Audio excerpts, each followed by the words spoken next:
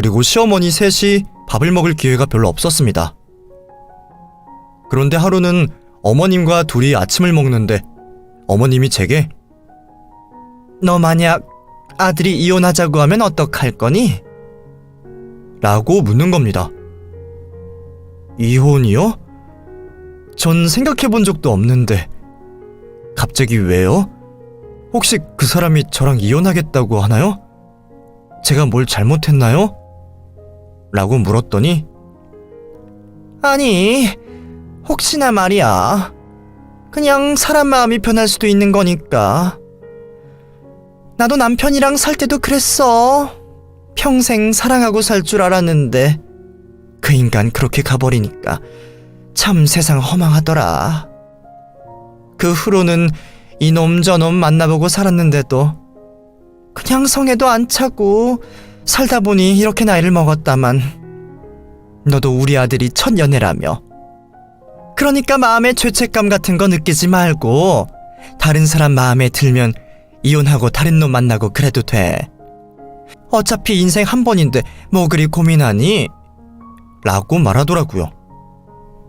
저는 이해가 안 됐습니다. 마치 자기 아들이랑 헤어지라는 무언의 압박을 주시는 것 같아서 기분이 묘했습니다. 아무리 곱씹어봐도 시어머니라는 사람이 남편과의 이혼을 독촉하는 게 분명 뭔가가 있다는 생각이 들었죠. 그리고 그날 밤 저는 남편이 잠든 사이 남편의 휴대폰을 몰래 훔쳐봤습니다. 낮에 시어머니가 한 말도 있고 해서 아무래도 의심이 가더라고요. 남편 회사가 사정이 좀 어려워서 요즘 여기저기 거래처들의 양해를 구하러 다닌다고 했고, 변호사를 만나서 같이 어떻게든 큰 고비는 넘겨보려고 한다는 남편의 얘기를 들었죠. 그래서인지 유독 변호사와 주고받은 문자가 많았습니다. 저장된 이름은 김 변호사님인데 뭔가 말투가 여자인 듯한 느낌이 들더라고요. 그것도 아주 젊은 여자요. 보통 변호사라고 하면 대부분 남자잖아요. 하지만 아래로 내리면 내릴수록 뭐랄까 남녀간의 그런 야릇한 분위기가 풍기더라고요. 게다가 계속 읽다 보니 점점 선을 넘는 문자들이 있더라고요. 그때 확신했죠. 변호사랑 남편이 개인적으로 따로 만남을 갖고 있다는 것을요. 뭔 대화를 그렇게 많이 나눴는지 정말 끊임없이 문자가 이어지더라고요. 그렇게 한참을 보다가 모텔 앞에서 만나자는 문자를 발견한 순간 그 자리에서 바로 눈이 돌아가더군요. 처음에는 정말 믿기지 않았어요. 왜냐면 그때가 저희 두 사람이 결혼한 지 고작 6개월도 안 됐을 때였거든요. 결혼한 지 1년도 지나지 않아 바람피는 남자의 심리는 뭘까요? 간혹 아내가 임신하느라 잠자리를 못해 밖에서 푸는 남자들도 있다던데 저는 임신은커녕 평소 남편과의 부부관계도 좋았거든요. 그러니 너무 황당하기도 하고 변명이라도 들어보고 싶어서 바로 남편을 깨웠고, 남편은 본인 휴대폰을 쥐고 있는 저를 보면서 "야, 뭐하는 거야? 남의 휴대폰을 왜 보는 건데?" 라며 바로 뺐더라고요. 저는 소리를 지르면서 "왜? 변호사라는 여자랑 바람난 거 들킬까봐 그래? 어이가 없네. 그 여자가 그렇게 잘해주디? 매일 시집살이 하면서 사는 나는 눈에 안 보이고 돈 잘 벌고 능력 있는 그 여자가 눈에 들어와? 어이가 없네. 어이가 없어.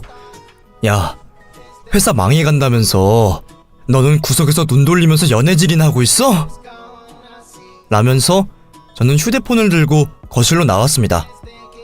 그리고는 안방문을 벌컥 열어서 "어머니, 일어나 보세요. 지금 이 사람이 무슨 짓을 하고 다니는지 아세요? 바람이 났어요. 그것도 자기네 회사 일 도와주는 변호사랑요. 이게 지금 말이 되는 거예요? 저 진짜 너무 억울해요. 저 이제 결혼한 지 6개월이에요. 6년도 아니고 6개월이라고요. 라면서 소리를 질렀어요. 솔직히 이때는 지푸라기라도 잡는 심정으로 어머니께 하소연을 했던 것 같아요. 그래도 같은 여자니까 제 편을 들어주실 줄 알았죠. 하지만 어머님께서는 절 보며 변호사면 바람 좀 날 수 있지. 나 같아도 바람 피우겠다. 분식집 하는 너랑 변호사인 그 여자랑 둘 중 고르라면 너 같으면 누굴 고르겠니? 너는 네가 잘못한 건 모르고 왜 우리 아들 탓만 하는 거야? 남편이 바람 피는 꼴이 보기 싫으면 너도 변호사가 되든가. 개뿔 아무것도 없으면서 우리 아들이랑 결혼은 하고 싶었던 게 네 욕심 아니었니? 그렇게 안 입고 오면 이혼해. 이혼하면 되잖아. 라면서 남편 편을 들더라고요. 정말 할 말이 없었습니다. 가재는 개편이라더니 어떻게 저렇게 말할 수가 있는 건지. 그제야 시어머니가 제게 이혼에 대해 얘기했던 게 생각났고 남편이 시어머니께는 말을 한 것 같다는 생각이 들었습니다. 그래서 아마 절 떠본 거겠죠. 새 변호사 며느리 맞을 생각에 멀쩡하게 잘 있는 저보고 은근슬쩍 이혼하라고 종용을 한 거였어요. 그 생각을 하니 정말 온갖 정이 다 떨어지더라고요. 영원히 제 편일 것만 같던 남편도 비록 성질은 못됐지만 그래도 가족이라고 생각했던 시어머니도 모두 제게 등을 돌린 것 같았습니다. 그러니 제가 그 집에 있을 이유가 하나도 없더라고요. 바로 그 자리에서 대충 옷가지랑 짐을 챙겨서 바로 집을 나왔습니다. 새벽 내내 걷고 또 걷다가 친한 친구에게 연락을 해서 그 친구네 집에서 잠을 청했고 당분간은 그 친구네 집에서 지내기로 했죠. 그렇게 일주일이 지나도 한 달이 3개월이 지나도 남편과 시어머니에겐 연락이 오지 않았습니다. 저는 완전히 내쳐진 듯 했고 가족들의 관심 밖으로 밀려난 것 같았죠. 결국 저는 버림받았다는 현실을 인정할 수밖에 없었어요. 만약 엄마라도 살아계신다면 바로 이혼 도장을 찍었지만 남편과 시어머님 외에는 마땅한 가족이 없었기에 이혼만은 하지 않으려고 했었죠. 하지만 3달이 지나도 저를 찾지 않은 두 사람을 보면서 결국 저는 등 떠밀리듯 이혼을 결정할 수밖에 없었고 마음을 다잡고 남편에게 문자를 보냈습니다. 3달이 지났는데도 연락 한 번 없네. 당신 마음 잘 알았어. 그래, 이혼하자.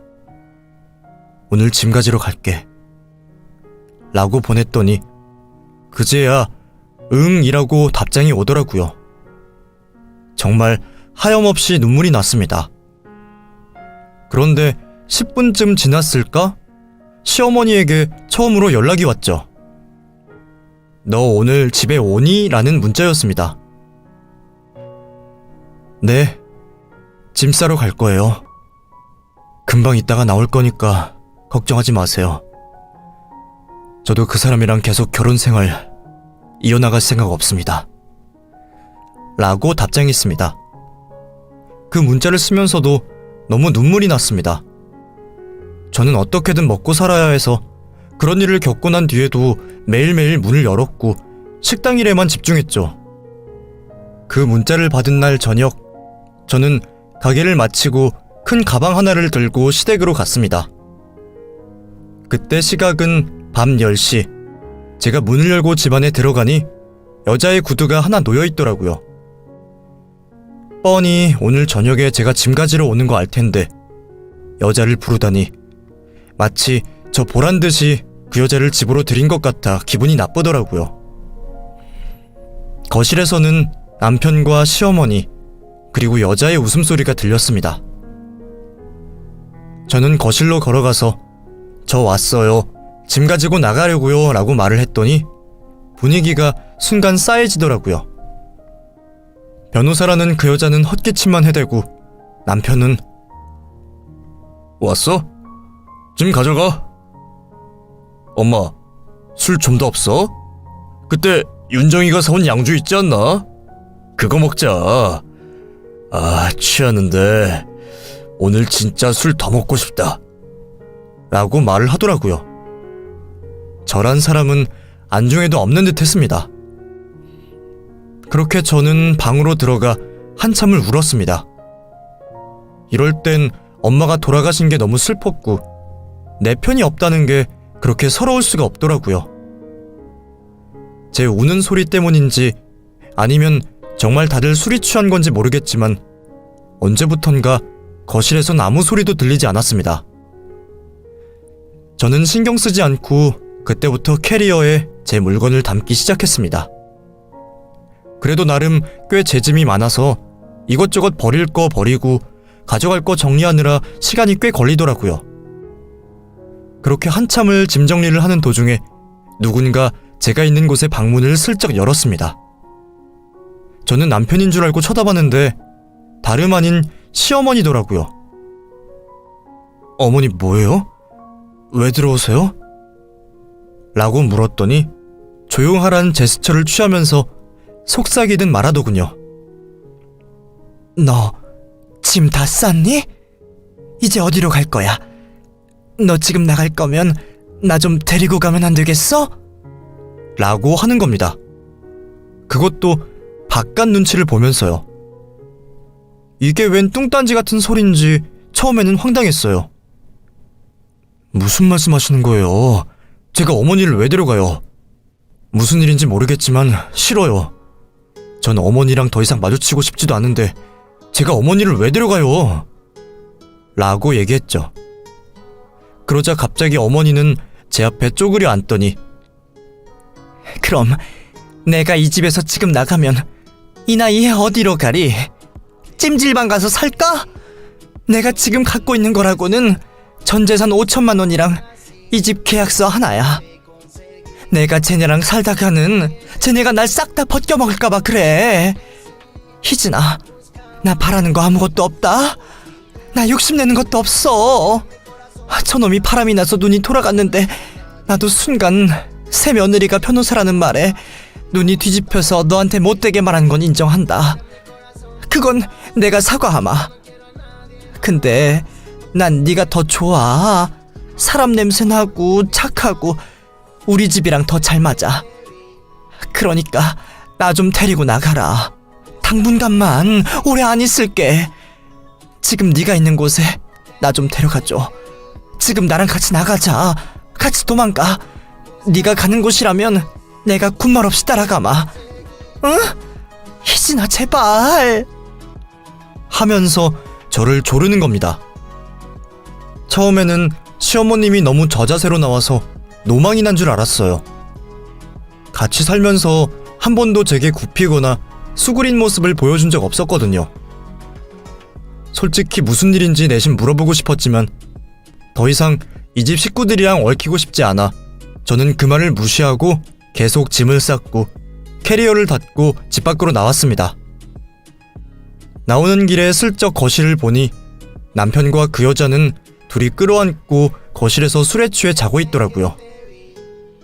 참, 저런 인간인 줄 모르고 결혼한 제가 병신 머저리죠. 연애 때는 이 세상의 별도 다 따다줄 것처럼 저만 쳐다봐주고 바라봐주었는데 저런 바람둥이 똥차인 줄은 몰랐죠.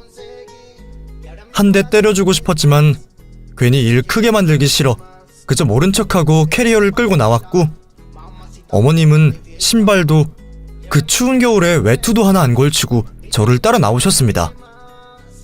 한 손에는 통장과 도장 그리고 집 계약서를 들고 있던 상태였죠. 밖으로 나와서 저는 그제야 왜 이러세요 진짜! 저보고 나가라면서요. 왜 이제 와서 이러시는 건데요. 저 남편이고 어머님이고 이제 지긋지긋해요.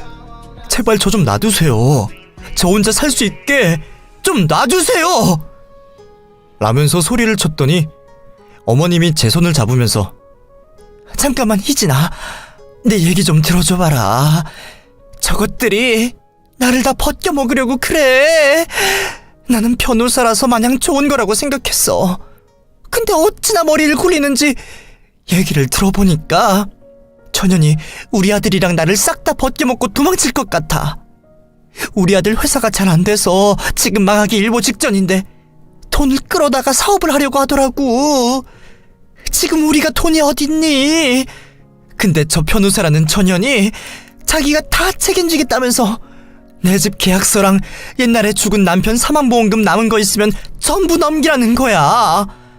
근데 아들놈이 그 앞에서 아무 말도 못하더라고. 이러다간 진짜 나까지 맥도 못 추리겠다 싶고. 변호사면 얼마나 똑똑하겠어. 그것이 우리 아들이랑 나를 얕잡아보고 돈 100개 먹으려고 우리 집에 들어온 것 같더라고. 요즘 뉴스에도 나오잖아. 오히려 부잣집에는 도둑질하러 안 들어간다니까? 가난한 집들 여러 군데 털지. 그게 사기꾼들의 행태라잖냐. 내가 가방끈은 짧지만 또 이쪽으로는 눈치가 빠삭해서 저런 사기꾼 냄새는 또 기가 막히게 잘 맡거든. 그러니까 나는 너 따라갈란다. 나 좀 데려가줘. 내가 여기 있다가는 우리 남편이 남긴 재산 홀라당 다 까먹고 길바닥에다 앉게 생겼다. 내가 그때는 순간 두 눈이 멀었나 보다. 그러니까 나 좀 데려가. 라면서 제 바지가랑이를 잡더라고요. 기가 막혔습니다. 일단 정말 시어머님의 말이 사실인지도 모르겠지만 이제 이혼할 마당에 아무런 상관도 없는 노인네랑 엮이고 싶지 않았어요. 솔직히 남편 낳아준 엄마라서 그동안 맞춰주고 알랑방구 꼈지 이제는 완전 남이잖아요. 그러니 저는 거들떠보지도 않고 어머님을 확 밀치고 그 자리에서 택시를 잡았습니다. 그리고 어머님 손을 뿌리치고 얼른 문을 닫았죠. 아저씨, 그냥 우선 앞만 보고 가주세요. 저 아줌마가 못 따라오게요. 라고 말을 하고 무작정 밟는데 택시를 따라 한없이 뛰더니 제게 막 욕을 하더라고요.